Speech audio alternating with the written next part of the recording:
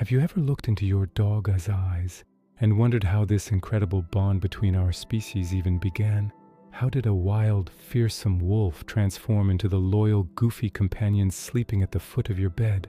It's one of the greatest stories in human history, a tale of survival, cooperation, and friendship that started tens of thousands of years ago.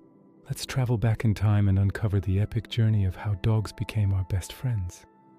Our story begins deep in the Ice Age, a world much colder and harsher than today. Our ancestors were hunter-gatherers, living in small, nomadic groups, constantly moving to follow the great herds of mammoths, bison, and reindeer. Life was tough, and every day was a struggle for survival.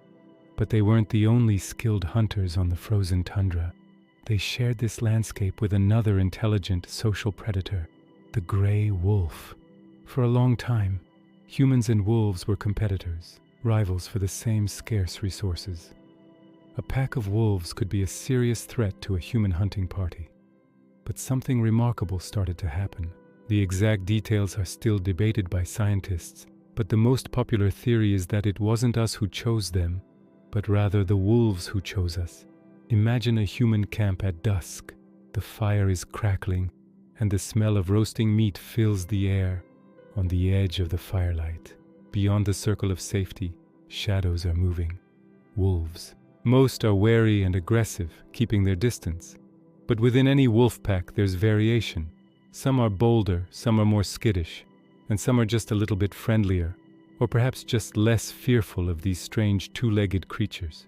These slightly less fearful wolves might have lingered near the human camps, drawn by the irresistible smell of leftovers. Our ancestors, practical as ever, would have thrown scraps of meat and bone to the outskirts of their camp. It was a simple transaction. The wolves got an easy meal, and in return, they acted as a sort of early warning system. Their sharp senses could detect approaching predators, like cave bears or saber-toothed cats, long before humans could, their barks and howls alerting the camp to danger. This created a new ecological niche, the camp wolf. Over generations, the wolves that were best suited to this lifestyle, the ones that were less aggressive, more tolerant of humans, and better at reading our cues, were the ones that thrived. They had better access to food and were safer from other predators. They passed these tamer genes onto their offspring. This wasn't intentional breeding, not yet.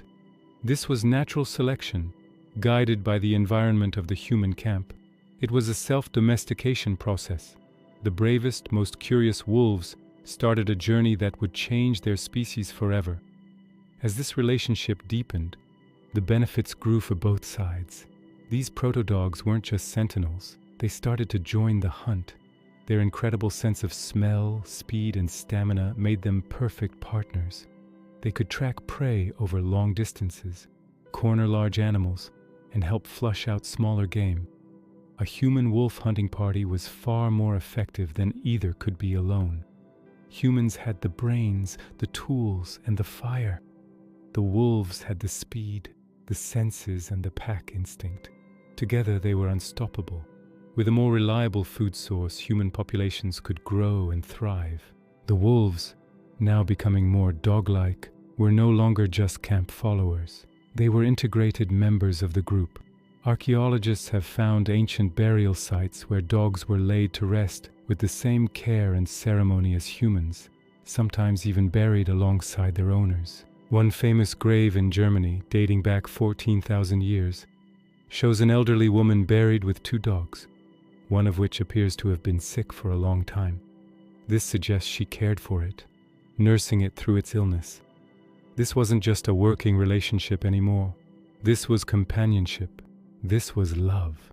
As humans transitioned from nomadic life to settled agriculture, the dog's role evolved again. They were no longer just hunting partners.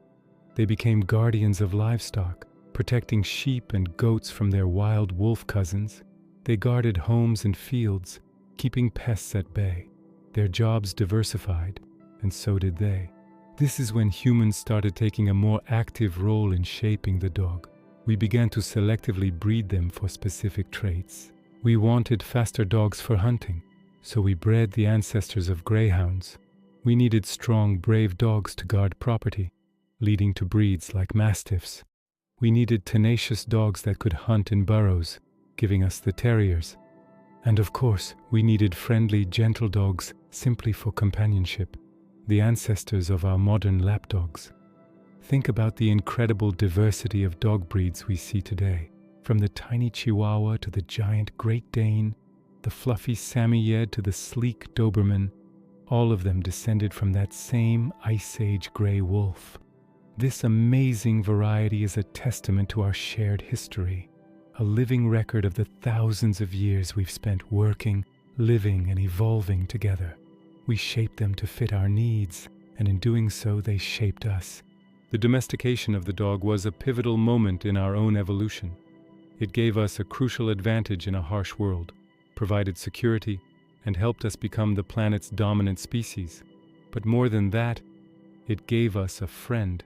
It taught us about interspecies communication, about loyalty, and about unconditional love. So next time you're out for a walk with your dog, or just enjoying a quiet moment on the couch, take a second to appreciate the incredible journey that brought them to you. You're looking at the descendant of a brave wolf that, thousands of years ago, dared to step out of the shadows and into the light of a human campfire. It was a leap of faith that forged the most enduring and beautiful partnership the world has ever known. Thanks so much for watching this journey back in time with us. If you love this story as much as we love our furry friends, please give this video a thumbs up and hit that subscribe button. Don't forget to ring the notification bell so you won't miss our next adventure. We'd love to hear about your own amazing dogs, so share a story about your best friend in the comments below. See you next time.